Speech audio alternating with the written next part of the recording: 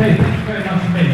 But just one thing that I thought was interesting coming out of the panel, which was much more at a national level than what was discussed this morning, and we're getting more towards some quite specific technical, instrumental and policy proposals, whether that be new types of financial instruments that Steve was talking about, new types of regulatory requirements that Matt was talking about, or these social licenses that Mick and Crest have been exploring for a while. And I hope that if others have their own contributions for this project of a Polanyian re-embedding, which in some ways this sort of attempt to kind of claw back power from finance and give it back to society falls under that kind of umbrella, then maybe they can stick them up on some pieces of paper and form their own political or religious movements around them during the open source session. But we're now going to have about 15 minutes for some questions, and we'll take one from here first of all. Please, and say who you are. Hi, I'm Vanilla Belford from Sperry. I have a question for Mick, and you have a microphone, please. Sure. I have a question for Mick, and I'm wondering when we talk about the foundation economy, I'm wondering how we can really talk about it without mentioning divisions between paid and unpaid work, labour, and generally moments where the foundational economy is actually based in the household, where a large part of this foundational economy is actually unpaid and cannot be measured in these terms you were talking about. Sorry. And sorry. So I was going to take a couple. Sorry, can I just add to that question? I'm Sarah. I'm at Goldsmiths. I'm at Sheffield. I'd just like to add to that because we're talking about alternative modes of operating within capitalist economies. You talked about it in terms of another game in town. And I'm wondering about the incentives and rationales that might be excluded in your account. Coming back to Daniela's question, there's a substantive literature on alternative rationales for economic behaviour, such as reciprocity, care, effect. And I was wondering if there's space for that in your analysis. We can take one more, which is just here. Catherine Walsh from Newcastle University. This is for Steve Keen. I like your idea of the debt jubilee, sure, that's great, but my suspicion is since the Pope stopped giving those by the PERC of St. Peter, we're unlikely to see one. What I think we're more likely to see, of course, is widespread default. And so I have two questions about that. One is that within your model, you have repayments where you model repayments just being less. And I wonder if you think it makes a difference in your model whether repayments are less because we're paying things off slowly, or repayments are less because we've just come clean with the charade and said, some of this debt just isn't getting paid back. And if that makes a difference. And the second thing is, if instead of a nice, a nice warm cuddly jubilee, what we get instead is chaotic default, would that change if you have other prescriptions about what should happen for, your idea about cash injections and things like that, and if you change the categories for them? That's it. Yeah, we'll just take some brief responses to those, and then we'll have another round. Okay. Well, the briefest of all responses is yes, and then a slightly more defensive one, which goes along the lines of "give us a break." That's to say, it's on. That's to say, there's only so much we can do within the space of a single study. But I will say that one of the things we've started to explore. Carol has a project precisely on this. Is social care in the foundational economy, and in particular the crisis of social care. Well-known crisis. I don't need to rehearse that. And plainly, part of what's going on there is that unpaid labour is, so to speak, undercutting the market in paid social care. But that's about as far as we've got. And one reason it's about as far as we've got is that we're really quite timid. We're rather conservative. We just want to say very politely to business, what ransom are you prepared to pay? Okay. Yeah, I expect chaotic defaults. Okay, it's saying if you can't put forward a critique without putting forward how much you get out of the problem, but I'm just used to humanity always doing the wrong thing first, second, third, fourth, fifth, sixth, seventh, eighth, ninth, and maybe 10th for a bit of fun. So I expect a series of defaults, and we'll continue stumbling through the same chaos. What worries me is that this is what happened in the Great Depression, and the parties that finally broke out of it were parties that enjoyed breaking treaties, which were the fascists. And that's why, you know, I'm rather worried about what happened in Greece initially. You might have seen Golden Dawn getting to the top. They're the ones who are likely to say, we're going to, you know, not pay the debt back and screw you, and literally use the finger as opposed to having it invented for Janus's hand, apparently. So that's the great worry, that this normally only goes with incredible political turmoil, that you actually get something resembling what you need. And of course that legitimises an extreme right-wing agenda in the middle of what should be a progressive campaign.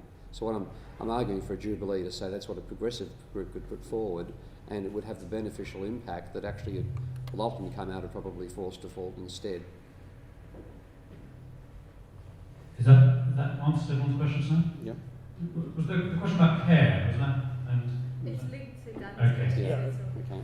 Fine. Okay, let's take another round. We've got a gentleman here.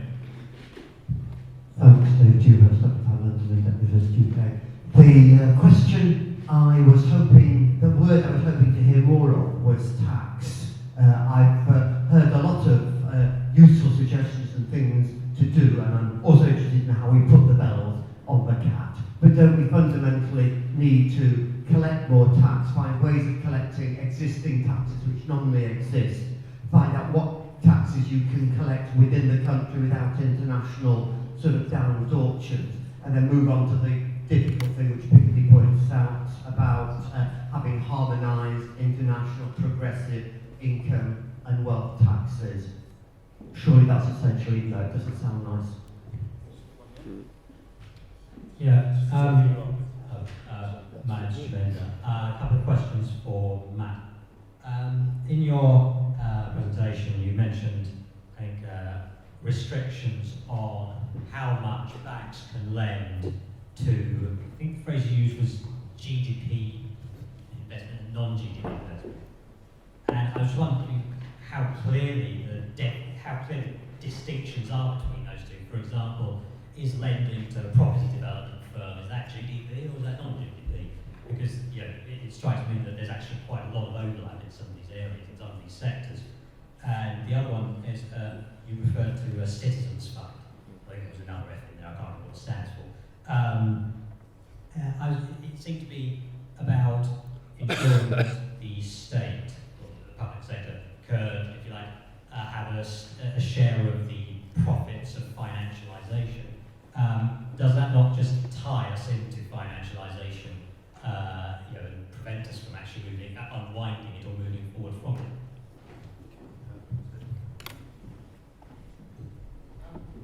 Yeah, I just want to focus on the issue of corporate governance, because what Nick and Matt both seem to be talking about, not mentioning, was the corporate governance. Because corporate governance has been invented and written up and controlled by the financial sector, rubber stamped by the state, along financial sector interests and shareholder value. And the equivalent in the non-quoted area, private equity, it sort of comes down to that. And, well, I might miss it, but need to be focused on that aspect. And could that aspect be a key way of reconnecting the real economy with the financial economy? We can do one more question then. Thanks. My name is August. I can think of one example where we seem to have benefited from liberalization, and that's in with airlines. I mean, I only grew up in a world with cheap airlines. We fly for 15, 20 quid. Up until 30 years ago, the way the prices were set in coordination between the airlines in Europe was they the least efficient one and set the prices, maintenance, and everything, so that the least efficient one, national airline, could survive. So clearly, in some cases, liberalizing, at least, for us as consumers, can be very beneficial. But how exactly do you then, do you have any ideas how you can differentiate where you can say, well, in these areas, the market can actually do something quite good, and these areas are definitely off limits, and the market will mess it up. So how do we know beforehand which area would be, which sector would act in which way? Thanks. Back to the speakers. Can you use this microphone because it seems to be working best. Do you want to start? Yeah, sure. Well, addressing corporate governance first, I think absolutely that should be part of any sort of approach. It's just simply left off to focus on other things as opposed to recognising that corporate governance code in the UK that tries to attack this short-termist shareholder value model would obviously be an important step. But I think in a way that is quite widely recognised, and that's something that I think it should be a part of any agenda, and so we're just trying to add small institutions and reforms to that agenda, but absolutely corporate governance should be part of it. On the tax issue you said today, absolutely there is a tax agenda to be broadened out, and it's a question of the political will there, and it's a question of identifying where we can sort of find those. But I also think at the same time, financial capital is very mobile. It's not just something that the politicians say, and in a way owning it and then sort of getting some of the receipts of it is one way to augment our tax base, which is permanently squeezed.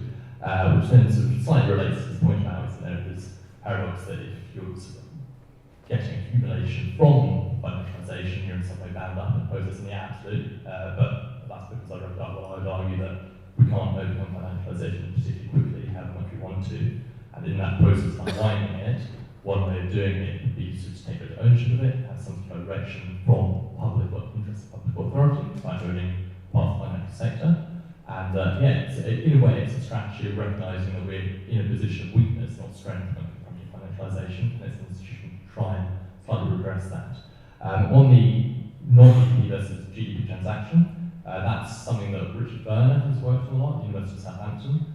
And it's something, one of the measures is because the Bank of England produced statistics on that, so I can talk to you after how board can wonder, but say bank credit for non-GDP would be something like credit to other banks, credit to non-bank financial institutions, or credits to property holding companies, whereas bank credit for GDP enhancing transactions would be something like credit to the non-financial service sector, consumer credit, R&D, education, things like that, but happy to discuss afterwards in more detail. Yes, gosh. I think I'll start with Aaron, then move to tax, and then move to that very difficult last question. I mean, it's right, Aaron, that implicitly a lot of what's going on in the argument is an argument about the character of corporate governance. But you know very well that the way in which debates about corporate governance have been framed, especially in Britain, they've been framed in such sort of general, vacuous terms that it's been very easy for corporations to just control the whole, to capture the whole process. So our approach has been not only not to use the language of corporate governance, but not even to, as it were, to think about it like that, but to think rather about how we control individuals or groups of corporations in particular sectors or in particular activities. So most of what, and we're a long way from, I think, even having a coherent, united view, as it were, within the group. Most of the argument and thinking has been about what you need to do by way of changing the way you write and enforce contracts in particular in the case of publicly awarded franchises. That there's an implication of that for your question, which I'll come to in a moment. Just on tax, yes, that's right. Well, I didn't talk about it partly because of the familiar flippant one, give us a break, but also because I think it's again implicit in the argument that you say to business, what ransom are you prepared to pay, you know? And part of the ransom is you do not engage in the kinds of smart tax accounting activities that are characteristic now. So it's not that it's unimportant, it's just that I think it is kind of subsumed into the social licensing argument. Now, on the question of benefits, I mean, there's I think there are two things to be said. The first is that you don't have to look at airlines. You only have to do what I did this morning: come down on the Virgin train from Manchester to see that one result of privatisation has been some very significant changes in working practices and in labour discipline, all those kinds of things. And at the level of a consumer, it's a very considerable improvement. But our starting point, in particular the starting point in the case of the Great Train Robbery, was that this was the trade narrative of the train operating companies. Gee, look at this. There's a train from Manchester to London every 20 minutes, that kind of thing. But that you needed rather more to offer a judgment about whether what you got really was an improvement. And in particular, you needed to look at the kinds of rates of return. And you needed to look at the way in which the train operating companies were gaming the franchising system, all those kinds of things. But I think that's not an adequate answer still to your question. One thing we're absolutely, and when I say we, the group are absolutely agreed on is you can't go back to some golden age of public ownership. I mean, the old saw about you can turn an aquarium into fish soup, but you can't turn fish soup back into an aquarium. Well, Thatcherism made fish soup of the old public sector. So we can't reconstruct that. So what we've spent a lot of time thinking about is we have to live in a world where the state is a franchise state, and then it's a matter of trying to both impose on the contractees what their obligations are and developing the skills that allow the public sector adequately to write and police contracts. And finally, Steve. Sorry. Yeah. On the tax issue, I've got two perspectives there. One is that the government spending, it doesn't need to raise the taxes to do its spending. It spends and gets the taxes back in again. What goes on with tax avoidance is effectively theft from the other people who are paying their full taxes. We can't afford to evade it, the corporations can. Another good argument on it is actually by George Cooper, a book I recommend called Blood, Money and Revolution, I think it's called. And he argues that a democratic system where the state taxes the wealth and the income accumulated by the upper class generates a mass demand system. And when you don't have that being done anymore, then you get the elite demand system we have now, which is more stagnant than the old 1950s redistribution economy used to be. So that's a strong argument in favour of saying improving tax and making sure you charge tax on the wealthy means you actually have an economy that grows more rapidly, that has more vibrancy to it than what we've got ourselves stuck in now, where they end up, rather than paying tax, they pay $85 million to somebody to build them a yacht.